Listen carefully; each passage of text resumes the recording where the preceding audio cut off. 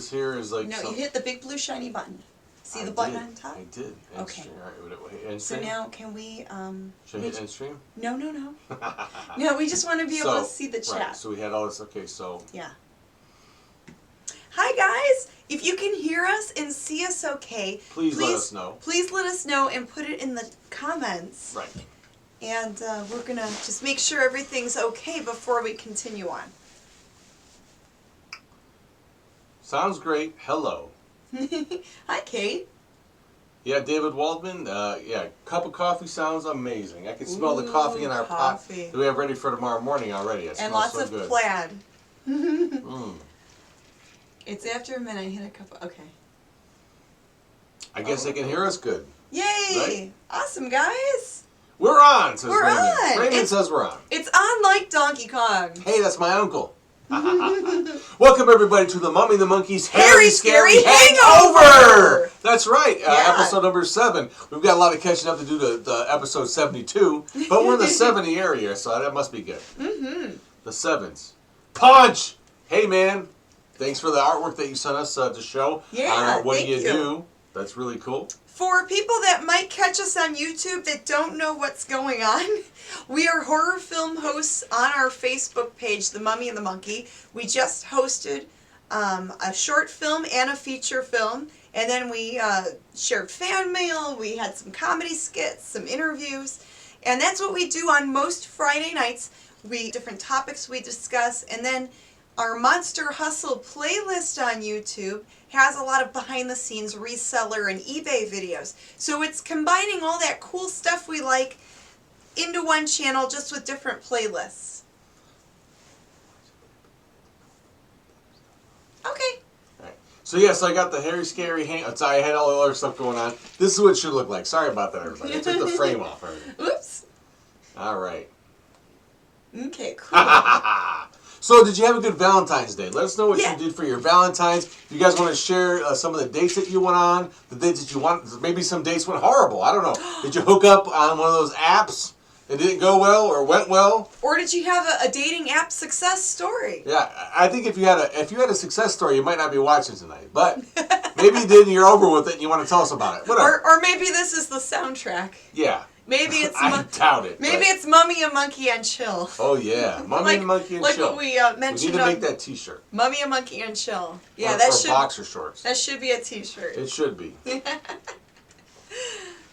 Kind of like our Down to Friday thing. The DTF, yeah. The DTF Down to Friday. Too. Technically, it's Saturday morning, but. All right, so. Oh my goodness. Someone's always, this John guy wants Milton the Monster. I have comic books on Milton the Monster. I didn't know that they made cartoons, so I can't. Did they make a Milton show? Apparently so. I have to look that up. I can't wait to check that out. So John, I will take your advice. I will look that up. No secret. Jennifer Delaney is a Crypt Kitties fan. That's funny. That's her name on here. Nice. Crypt Kitties fan. There's people that are still up. This is awesome. Oh, it's amazing. Yeah, I mean, what do you do else? You doing on a Friday night? If you're like a monster kid and you you like to stay up late and watch like that kind of like weird stuff, this is a place for you. I'm telling you. And it is the weekend. You could just sleep it off in the morning. That's right. Below, and we'll do our best to answer within reason. Welcome to it's after midnight. So welcome to Valentine's Day +1, or who said that? Bobby says happy 70% off. Valentine's will be the candy sale day. Oh boy, that's hilarious. Gary Smith, that's a trooper right there. Eric Pickles doing his Homer Simpson impression. Candy. What did you guys do today? I went to dinner with my family. Oh, that's nice. He had a Valentine's Day dinner with his family. My monkey mommy, has a birthday today. She's a Valentine's baby, so I took her out to lunch. Mommy Monkey had a birthday. That's right. And Mommy just kind of... Mummy was preparing for the show and... Crypt kicked it. That's right. She kicked it in the crypt. Just working around the crypt here. Whoa, Rob, you naughty boy. Oh my. I'm going to put my banana... I'm going to holster that banana. It's getting too much attention. Yeah, go put your banana away, Grum. Wow. You can't just whip your banana out all over the place. Can't win them all. Anyway, so yeah, they made several Milton the Monster cartoons. Yeah, like I said, I have some of the Dell comics. I believe that Dell put them out. our gold key, but I think their Dell put them out. But anyway, I'm familiar with the character, but I have never seen any of the cartoons, so I will definitely check that out. James is saying, can we please have GIFs turned on? I'm not sure how to do that on YouTube. Well, they like that. Well, I know how to do that. I mean, it's just part of this. It might be in the chat settings or something. They must like to watch the. Yeah, all the little emojis and stuff. Well, yeah. Maybe just yours they want to see. Turn it on. No. Oh, thank you, Thomas. For I'll tell my mom you said hello. Punch says all complaints must be submitted to our main office in Parma. Yeah, Cliff will handle that. Yes. There you Cliff go. Jablonski will get all that email. John says, I flew in from LA today where did all the snow come from? Oh, jeez. Well, you need to fly back into Cleveland, dude. You need to get out of Cleveland. Yeah, you should have took a round. You should have It is winter, you know. How it is in Cleveland, man. It's part of the deal. Yeah, I think it's like 8 degrees outside, Fahrenheit. So what would that be in Celsius? I don't know, 150? I think Celsius and freezing is 0 degrees. Yes. So it would be like less than that. Below 0? It would Maybe. be, Yeah, it would be. Yeah, it's like 8 degrees Fahrenheit tonight. It's cold. Okay, so Valentine's success stories, good for you. If you got some Valentine's Day candy, I mean, or whatever you did today, doesn't matter. You're hanging out with the Mummy and the Monkey, and we have a little bit of we have an idea or a topic tonight. What is it? So we wanted to say that for the fans that grew up watching Big Chuck and Little John, the Ghouls, Superhost, all these horror hosts from all over the place, you know, you're included in this conversation too. We have a friend, John Lucky, who was a show artist for Big Chuck and Little John, and he's doing a lot of research and finding some really cool Ghoulardi ads. And he's sharing the ads in the Big Chuck and Little John Facebook group. Some of them are really cool, showing different appearances he was at. I can try to pull some of those Do you up. remember what one of them were? Yeah, there were a few of them. One of the articles was very interesting. It said John Lucky. If you want to check him out on Facebook, his last name is spelled H-L-U-C-K-Y. The H is silent. Just saying. It's not John Lucky, but if that's how you remember it, to look him up on Facebook, then do so. But he's posting in a Ghoulardi group.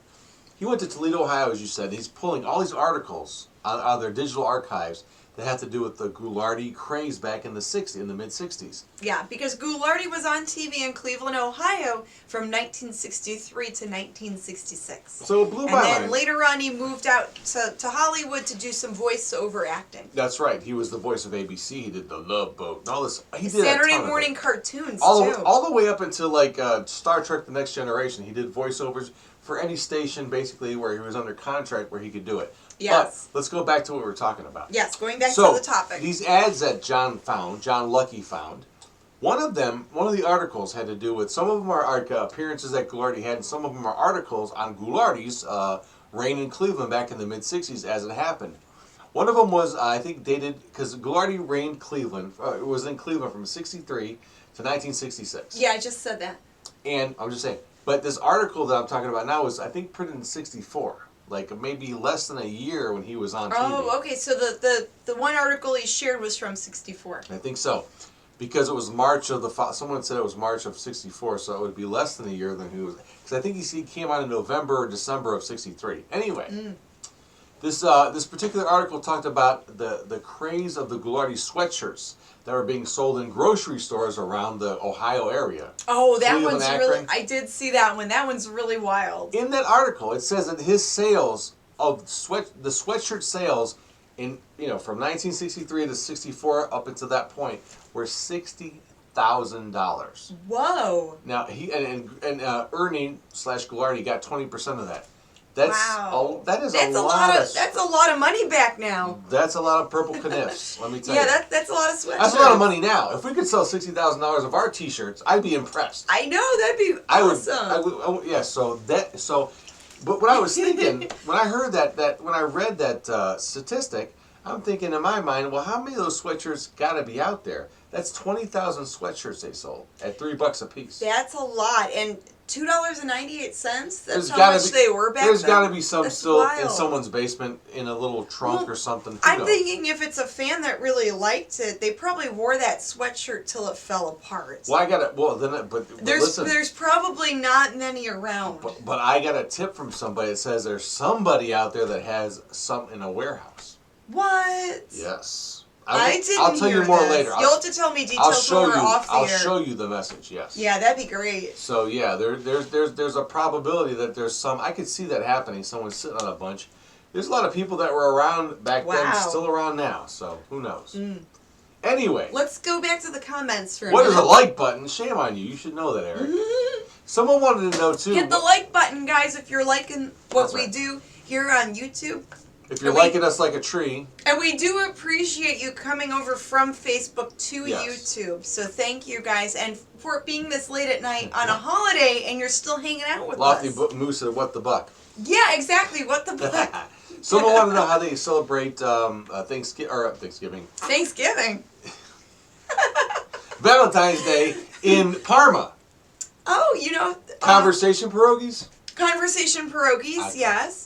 Maybe they have chocolate-covered flamingos. Oh, maybe. Maybe they take their date out bowling and they wear a fresh pair of white tube socks. I hear you, Paunch. Yeah, $60K of anything is still holds up in this economy. Right? Yeah. That shows how popular and how crazed people were over Ghoulardi back in the day. Are you reading the comments? Oh, so Richard, I think you can show that. It's okay. I think Grimm is moderating some of the comments. Is this part of you could click show or hide. For this one? For the damn it? For the one that's above it. Well, he didn't say anything.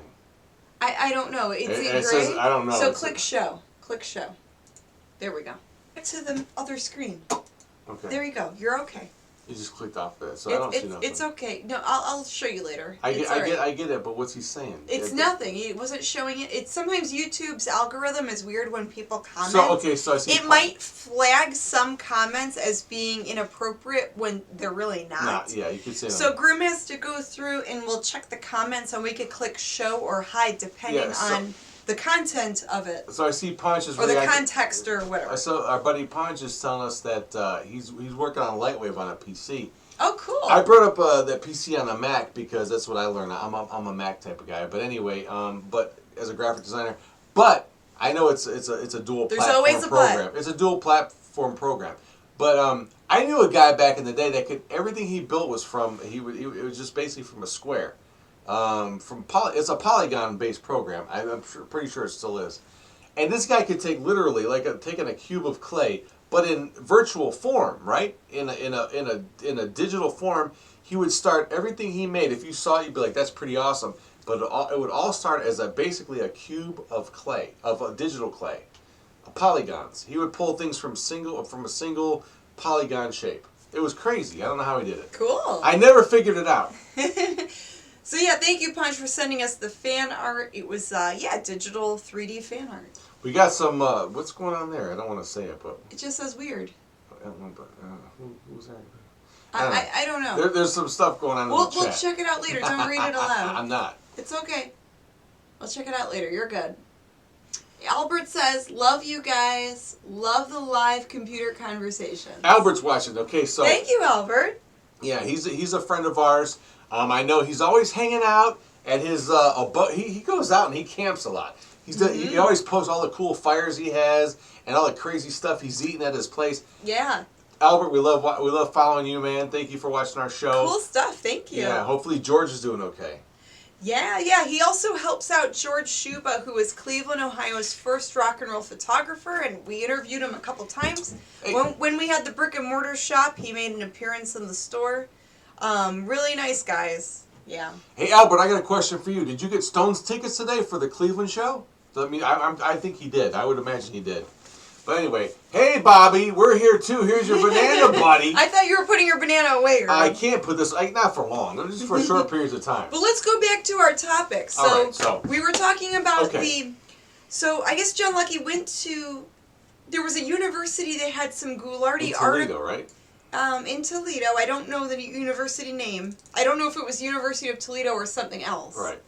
But anyways, he had some Ghoulardi articles retrieved from said university that they had in their archives. And we had no idea that there was all this stuff archived, and kudos to our friend John Lucky for finding this stuff. John, thank you. This kind of reminds me of what I did back before I came, a while back, when I was really interested in figuring out what went on in Cleveland. I went back to the Cleveland Public Library and went through all their microfiche and looked up stuff. Yeah. I was trying to find out what was going on in Cleveland back in the in the 60s and 70s with the late night programming. Mm-hmm. So there's resources out there. I never thought, I didn't even know Ghoulardi was in Toledo. So it's like he understood that and thought, let me go there. And they have way more stuff, it seems like, in their papers than we have here, or it's buried. Not sure how he's finding all this stuff. I don't know if we'll have to double check to see if he was on TV in Toledo or if they just sent things over to be saved in the archives. I think some of this stuff was. We don't know. Right. We don't know we have to double check the story. You're right. Yeah, because he may or may not have been on TV in Toledo. They may have just archived everything at a university. Let's do an impromptu a video dump. Okay, get ready.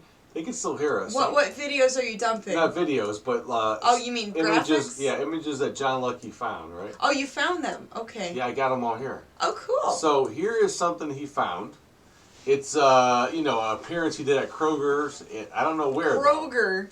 Yeah, Kroger. Nice. They're still around. There used to be a Kroger in Cleveland. Yeah, and they're still around. Kroger's still around. Yeah, yeah. Now, here, look at this. This is something I noticed. You see this artist, the art here for Ghoulardi? That little bit of thing here? Yeah, the face. But look at this is a sign that somebody has. This is amazing. This is a huge sign. It's like 6 by 4, I think. Wow. This is what his eye right here. If you look at the difference, see how his eye's wide open? Oh, the eye's just a little bit, but it's the same style. It's the same artist. He just made the eyes a little different. But I'm thinking this could be a totally different piece of artwork for this. I'm sure it was. But same artist, same style. I forget the artist's name who did this. He passed away of cancer at an early age.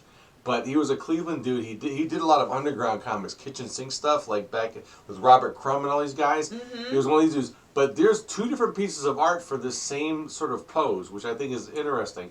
Because I noticed his eye on the his right side, the flipped right side here, is a little closed. This one's way open. If you can kind of A-B them, they're totally different pieces of art, especially the wrinkles on the head. There's more wrinkles. Right, but you could tell it's definitely his artwork. I'm not dismissing that. I'm just saying, but there's 2 different Ghoulardi pieces of art out there. Yes. Not just that one that everyone's used to seeing. I just found it interesting. Yeah, it's just a slight variation. So here's another appearance that he did. Why is that locked? Can't move that. And these are also shared in the Big Chuck and Little John Facebook group. This baseball I mentioned. We have the Dick Goddard, right? This guy right here, the guy at the bottom. From if you're facing it, he's the second guy. Can they see your mouse? Yeah, I think so. There you go. I'm not sure, but the second. I'm just explaining that the guy in the front row. Bottom left, second guy. To the right of Ghoulardi, facing you. This guy here, Dick Goddard. We have that uniform in our possession. Yes, we do. That's pretty cool. We're very happy to have it. This thing, I can't. I gotta lock them all. That's why I can't. What's that one, Variety? All right, so this is an appearance he did. Oh, Lorraine. Yeah, right on Lorraine there. They showed a movie. The Variety movie theater. Right.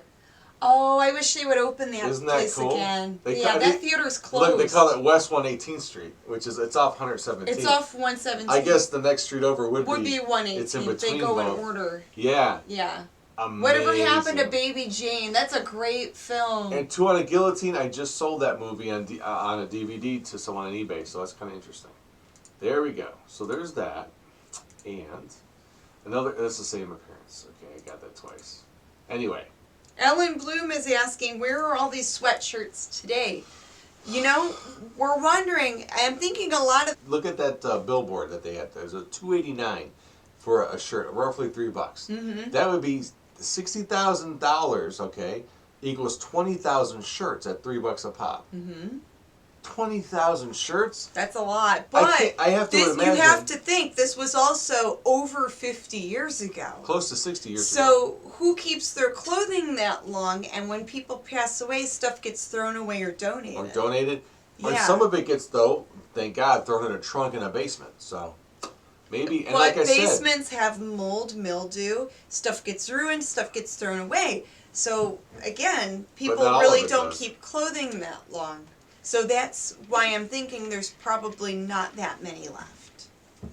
you're definitely right that there's not that many left. Yeah. But that the odds are high that there could be some left. And like I said, Maybe a handful. I received a message from somebody very close to this. We'll talk to that. We'll talk about that in private, Grimm. That's right. Yeah, we'll talk about that in Interesting private. stuff, so. And then if we have any more news, we'll share it with the fans. Larry Tressler said, I had one, but then I grew up, I got fat, and gave it away. Well, there you go. See, I mean, life happens, and people don't think to hang on to certain things like that. Well, Punch has a Ghoul jersey from 1980. That's cool. Oh, that's really cool. Or it could have been a reprint of the Ghoul art, anything from 80. Who knows? So, this is kind of like a calling. Mark, millions I don't know about that. for a Goularty shirt, maybe? Who knows? I don't know. But what was I saying? I don't know. I cut you off. You did. You totally did. Think. So, to the horror host fans, to people that might have old stuff in their basements, their attics, their storage units, their garages, please look through your stuff. And if you have anything Goularty, if you have anything that's vintage, that could be related to scary movies and that TV history. Even newer stuff. Even stuff that's a little bit newer that's part of TV history, like Elvira. Who else? Mystery Science Theater. You name it. Here's the thing. Hang on to that stuff. It's part of history. Or don't be afraid to maybe send it to us at let us know that or contact us. Yeah. I would gladly, because I'm an archivist. Okay, so I have all this stuff set up. I can tape stuff off of Beta, VHS, you name it. I got lots of different formats. Oh yeah, that's a whole nother thing too. Formats. If you have stuff that's taped off of the television, right, that's no matter what city you're from, yeah, if there was a late night movie host, right, and you taped them, yeah, and you think that nobody cares, we do care. The people do care. There are fans of this genre, and we're trying to preserve it. Keep it going and preserve it. And we have another friend that is an archivist. Right. Now, archivist? Yeah, archivist. Archivist? There are ways we can there are ways we can digitize these programs and upload them to places where they'll be preserved and shared to anyone that wants to watch them for free. Okay, so this is not a thing to make money. So this is more about preserving the history and having it up so the fans can see it. I think horror hosting is probably as American as comic books. It is. Okay, it's like a format. Very American. It's a format that was pretty much developed here, unique to this country. So if you're interested in preserving that type of stuff and you have things that you're like, oh, no one cares, there are people that care. So if you want to send us stuff, we can get you in touch with someone. Back to you. It's not a problem. Even if you guys have stuff on old film that you think could be, old TV related stuff to this, yes. related to this genre that we're talking about. Yeah, we're interested. As long as with film, it's because tough, I'm pretty sure that tapes a lot of, you can usually look. I'm pretty sure a lot of people think that they have this stuff. They like it. They might think that no one else cares. Right. So we're just trying to let people. There have been people that we ran into like, hey, do you have any Big Chuck and Little John, like a local horror host stuff on tape? They go, yeah. I'm like, well, are you trading it in groups? Are you getting it out there? They're like, no, they don't think anyone cares about it. But they do. So please, we're reaching out right now. So yes. So when we do, because we also have our Monster Hustle playlist here on YouTube where we talk about reselling and things like that. When we go out hunting for things, we are also on the lookout for stuff, the horror movie memorabilia, the horror hosted memorabilia, classic TV stuff. Or anything like, especially for us, for Cleveland, that's locally hosted, like music shows. It could be anything, but that was produced and local to this region. But we're open to anything. Yeah, other towns are welcome too because we live in a global culture now. Exactly. So. And it's great to preserve that history. And any of that stuff that was produced locally, it wasn't produced nationally or globally. So you need to preserve it before it goes the way of mold or just like stuff just getting deteriorated and will never see the light of day. Or those people that buy things or actually get some of this stuff, but they keep it for themselves. We're not going to name names, but there are people out there like that. So. That have a mountain of tapes, but then they don't do anything with it. And the moment they're gone, they go right in the garbage. No one cares. So, just saying. What are the comments, Grim? Lots of comments. I didn't see all the comments. Let's check. Bobby Harvey Jr. says, I started watching your horror host show with the ghoul. It was on my first horror host show I watched. Cool. Very cool. Thank you. Richard Taylor says, I have an autographed postcard from Big Chuck and Houlihan from the Medina Fair when I was like 8 years old. Ooh. Oh, And then Rob says, I have an antique velvet couch exactly like Elvira's from a Detroit mansion. That's awesome. So Paunch is on something here. He goes someplace in storage. He has a Captain 20 club card. Captain 20 was a character played by... Was that Dick Dysel. Dick Dysel. Also known as Count Gordeval. There is an amazing... Yeah. We gotta watch it again. I watched it once and it sticks in my mind. Someone made a whole documentary about Count Gord. Every other night is Saturday night. Every day is Halloween. Every other night or is every Halloween. other night is Halloween. It is amazing. Yeah. It totally is about Count Gordeval, Dick Dysel's, history of his stint in television, where he played a horror host, he played a kids show host, he did the news. It's an amazing documentary. You gotta check that out. Gary Smith says my oldest autographed photo is Houlihan and Big Chuck from 1975. Yeah, That's I can't tell you. awesome. If you didn't grow up with Big Chuck and Houlihan and Big Chuck in Cleveland back in the day, I was fortunate enough to. It was really cool. If you didn't grow up in Cleveland, we want to hear if there was a late night movie host that you grew up watching. From the 60s, 70s, So 80s. let's say if you grew up in New York or Chicago or California, wherever, let us know if there was a TV celebrity that you grew up watching and loved as a kid back in the day. We want to hear your stories. We like hearing from you guys. That's cool, yeah. Oh, okay. Let's see. What else we got here? Let's see. Okay, so let's see. It's getting a little late, so we should probably wrap it up soon. We just want to do about a half an hour to kind of finish up. Because our other show on Facebook ran a little late. So thank you so much for joining us tonight on this Valentine's Day +1 night here on February 15th. Now it's February 15th. Technically, yeah. So thank you so much. February. The R's always elude me, so sorry about that. Svengoolie. Yeah, there are some Svengoolie shows out there. Actually, here's a cool thing about Svengoolie. So Svengoolie was a dude that started out. It was not the guy who is now. And there were actually two different Svengoolies. The original Svengoolie was more of like a hippie zombie guy. Right. And that was on in the 70s. And then Rich Kaz came around. I almost said Chris. Rich Kaz came around and was a writer for him, almost like Ron Sweet and Ernie Anderson. It was interesting. Right. So Rich Kaz did some writing for the guy that did Svengoolie originally, and then the original Svengoolie turned the helm over to Rich Kaz, who was actually called the son of Svengoolie, but then later on just took the moniker of Svengoolie. There are some episodes of both of those sort of incarnations, and I think of even the original Svengoolie out there if you look around. So very cool. Get on those trading websites. You'll see those horror host trading websites. It's cool. All right. All right, everybody. Well, that about wraps everything up. Oh, it was such a good time. I'm going to grab my banana and wave it to you for good night. That's right. Can I hold your banana, Grim? You may hold my banana. It's Valentine's Day, of course. Aww. You can share my banana if you want. How nice. Sharing is caring. All right. Well, good night, good fright, everybody. Thank you so much for joining us. And we'll see you next time here on the Mummy and the Monkeys. Hairy Scary Hangover. Oh, my head. Oh, I'm tired. Winnow's nachos, everybody. Night, guys.